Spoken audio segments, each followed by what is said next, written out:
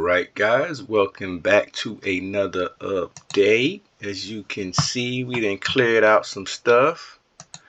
We no longer have any more wars going on per se.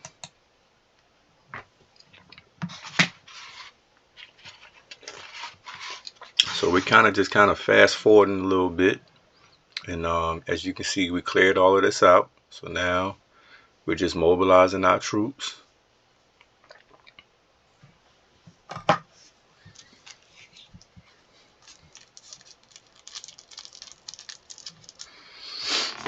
This stage in the game, you know, when you're not at war with anybody and you're kind of just trying to figure out what your next move is, as you can see, I got Western Cape here, who's going to be a very interesting teammate that I'll talk about later, but he's moving in, which gives me even more leverage to figure out where I want to attack. This is where you have to learn how to use your coalition members, guys. So just give you a chance to look at the map, how much I have expanded. I told you guys this thing is going to get very, very interesting. So stay tuned. As you can see, I got more airplanes at this point. So we have been continuously building up on my airports. So yes, I fast forwarded it a little bit from the last video so we can kind of get more into more of the action. So we're going to move along as fast as possible, but I don't really want you to miss anything important.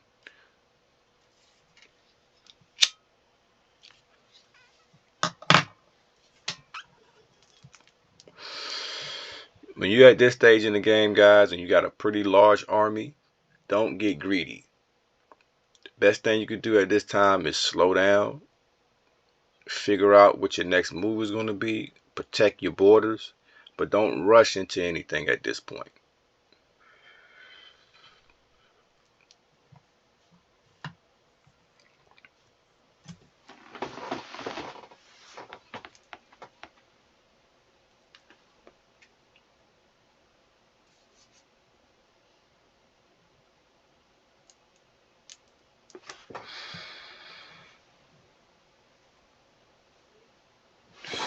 Alright, so I've made the decision to attack El Mubarak, and as you can see, I'm moving in. I already sent my airplane there, so that airplane is going to go ahead and start attacking that one guy at that province. We're going to start moving in.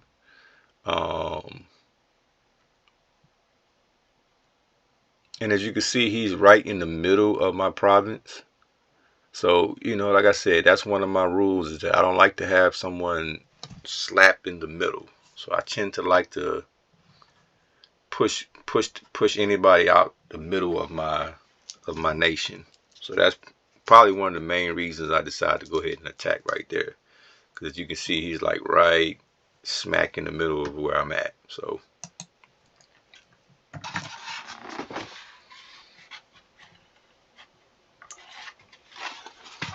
I already had a few cars on the backside.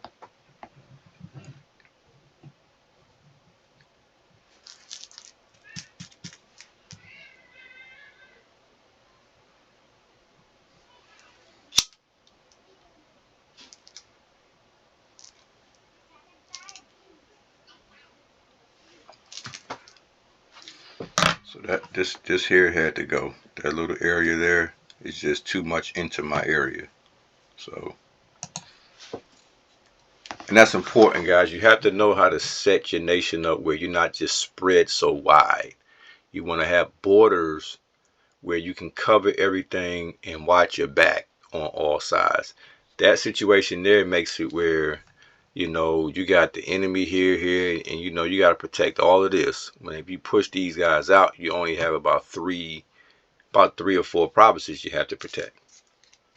But with them being all the way inside of my nation like that, it's like 8, 9 provinces that I have to constantly protect.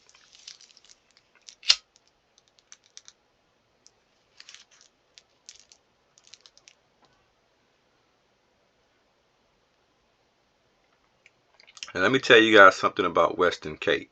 Western Cape is a very strong player, very smart player, and I would say he's a very ambitious player. And the way I've seen it, and you'll see later on in the game, I decide when you got a player like that that's very ambitious, very active, I say the best thing you could do is get out of their way and empower them and back them up and let them do their thing. That would be my goal. I wouldn't try to stop them from pursuing anything. If I can help them pursue it, I'm gonna help them. If I can help them by um, hitting some enemies with my artillery, whatever I could do to help somebody expand, I'm gonna do that. Especially if they're a coalition member. So you'll see that with me in Western Cape that I want to support him in expanding, and you'll see how that unfolds and everything. That's going to be a very interesting part of this map that you'll get to see. Our coalition, again, I'm going to go ahead and tell you this, we eventually take over entire Africa. And in doing so, you'll see how just because you get a whole continent don't mean at that point now you have to step into the next phase. You have to protect that continent. And you have to have players that know how to go from the beginning level to the next level on this game. Because sometimes it's easy to start off, like I said, but I'm going to show you where it gets very tight and where there's certain things you need to focus on. When you start playing against other high level players. The simple stuff will not work anymore. You have to really know how to strategize and be strategic. And so this is very simple stuff you see right now. As this game progresses, you will start to tap into the more complicated parts of this game that most people don't recognize. So all of this stuff you see me doing now, you do have to do this. Because if you skip the small stuff, you won't be ready for the big stuff. You have to build your forts. You have to build your airports. You have to buy resources. You have to set your resources and balance it out. You have to buy them while they're cheap. There's so many things you have to do to be ready that I try to explain, and it may sound simple, but if you don't do it, you lose out. You end up not having enough resources to do what you want to do, or you don't have enough manpower. You got to know you can't keep fighting the whole time on this map. Sometimes you have to rest. You have to know how to rest your troops. Every day your troops get more energy. So if you've been fighting with some troops you need to back them up and allow them to get some rest. So sometimes you may need to go a couple of days without fighting with certain troops, and then maybe pull in the new troops that got full energy and let them do a little more fighting. But you have to know how to do all of that kind of stuff. Those are little tips that I'm gonna try to throw out there so that you can tighten your game up. And there's some other little tricky stuff that I do that I don't really show you guys, but I'm gonna start letting you know. Yes, sometimes you gotta lie. Sometimes you have to tell somebody okay, and then you got to do something else. Because you got a lot of sneaky people in this game. And I guess I'm also now making the decision to go after. I'm probably gearing up to deal with El Hasi over here.